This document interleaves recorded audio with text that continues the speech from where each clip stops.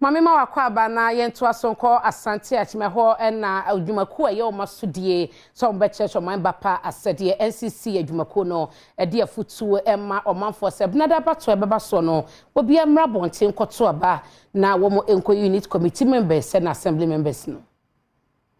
Asante Akyem National Commission for Civic Education edenkra emanega na de nyina wo nkwan se woto aba se mens na hodomu abato ebekoso no wonfu wo ho enhyemu bi. Abra Senior Civic Education Officer yo Asante Akyem Central Asare Eric ni Adom Kasee hwehwe nkomo no o kire se isanse nyumedia hodo ekoso mens na hodomu efa kromafo mo mesre na mu nti no ehun ya pa se sabatoi wonyi won ho frim na mum no odo won ho ebehiem. This level abato say ekoso a ya nipa bebre na emfa won ho enhyemu e wo sa kwan no so nanso se Ghana benya ne papa afura ehun behia se me no mienu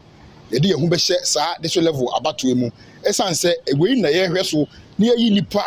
wo betima kwa kugina anamu e wo yan assembly ehonom se de be ya mpuntuo mapa ebefa so na de aba ompasua eso enti me no mienu beja tum se ehun behia ama me no mienu se eye de so level abato a eba so ye da Tuesday anase ebena da di animu ya no ye nyina no ye de ehun behiem na Ghana afa na papa efra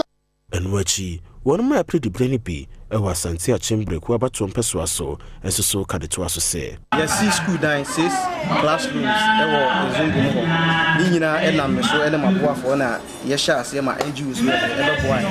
enwachi no so matimi aboa asi adwaye ama school for no because every kan no beko na madam ni chef ni nyina no mo dwoso wi ase ni sa na enkoyi ntimi factor mo se me akasa me de isi adwaye washroom e de amon abana ye poto no hwe bipa na poto abama na betimi e de aye na fato abademan wi ase ko ni mu nyina aye nwumasua sisi udo kuku ntimi fa kuku ngo awieye samle esi etimi boa emba no mo ko school ntimi bani so adi hu ana de wo mani so nse bebe boa ama e school se mo na ye yi se o se tusua hu amanya e o mi fi na no assembly akọ rori dos school boy si am ntimi fa nya su kuntu ni na jo mo san fa me enko enan bi mu ka no na sua hu amanya